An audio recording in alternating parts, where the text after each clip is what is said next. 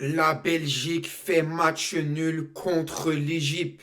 Mais là, c'est pas normal. Parce que là, la Belgique, en 2022 contre le Canada, on gagne 1-0, mais on amorce le tournoi dégueulassement. Vraiment dégueulasse le match. On gagne sur un but de Batshuayi, un but chanceux. Après ça, on enchaîne une défaite contre le Maroc. Et contre la Croatie, on manque trop d'occasions, mais ça reste un match nul. Et là, en 2024, le match d'ouverture face à la Slovaquie, c'est pareil. On perd d'entrée et on montre de nouvelles choses, on n'est pas en confiance. Contre l'Ukraine, on fait match nul. Je veux dire, faut arrêter de gagner certains matchs, mais sur d'autres, on les perd.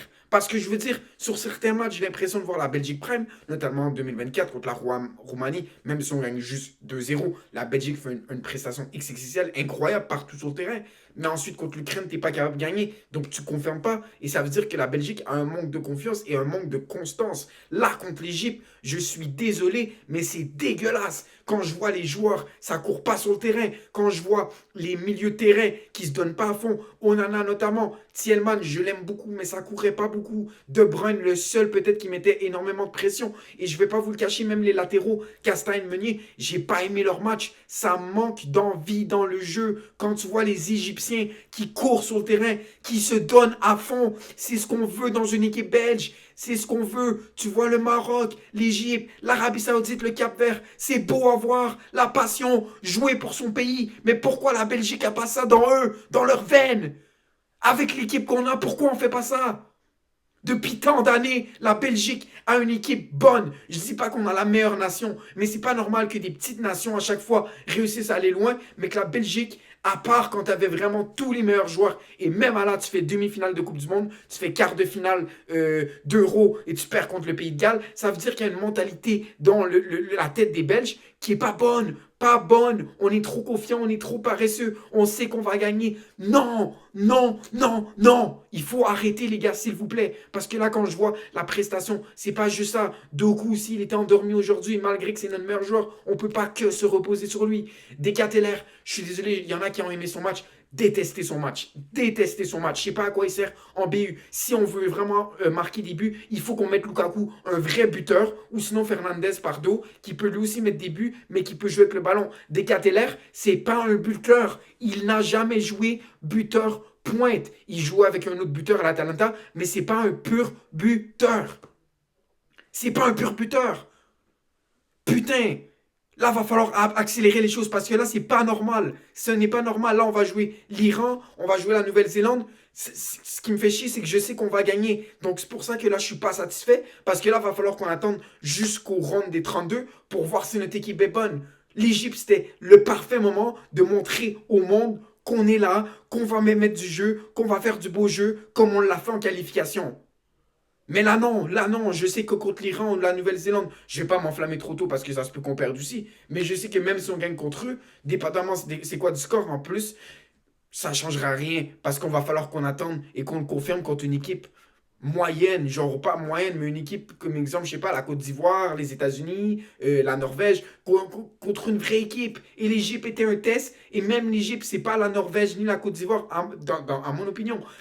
Et là, on n'est pas capable de confirmer. L'Égypte ont peut-être deux joueurs qui jouent en Europe dans leur équipe, dans leur starting 11. Et c'est eux qui dominent, c'est eux qui jouent au ballon, c'est eux qui n'ont pas peur de dribbler, de tenter des trucs, de tirer, d'accélérer sur les ailes.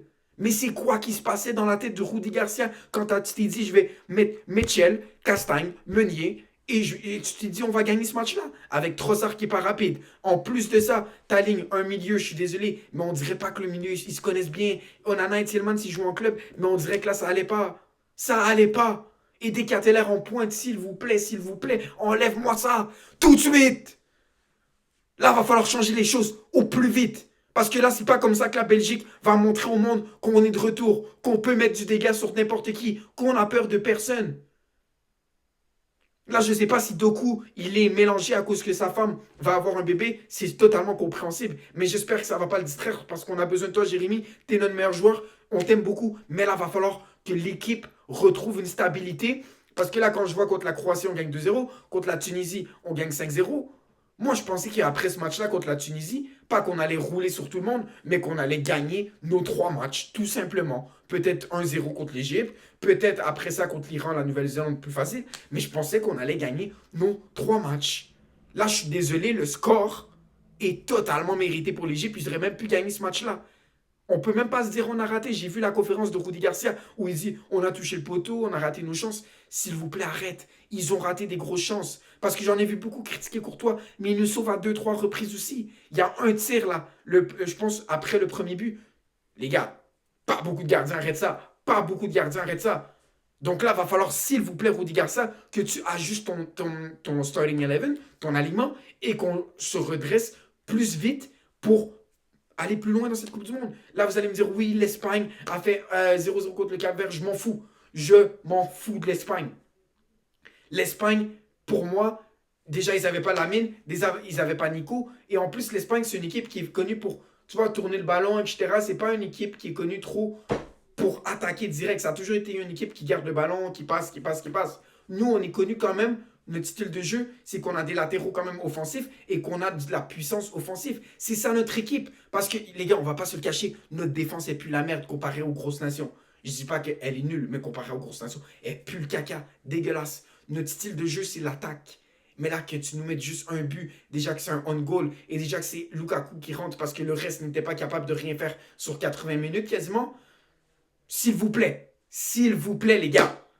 Donc les gars, si vous avez bien aimé la vidéo sur ce débrief Belgique, Égypte et en général sur la Belgique, n'hésitez pas à liker, vous abonner pour plus de contenu sur la Coupe du Monde. Aussi, juste pour vous dire, je vais commenter les matchs en direct. Il va y avoir quelques matchs. Je ne suis pas encore sûr lesquels, mais eux de la Belgique pour les prochains, je vais les commenter. La France aussi. Donc n'hésitez pas à vous abonner, liker et à pour une prochaine vidéo.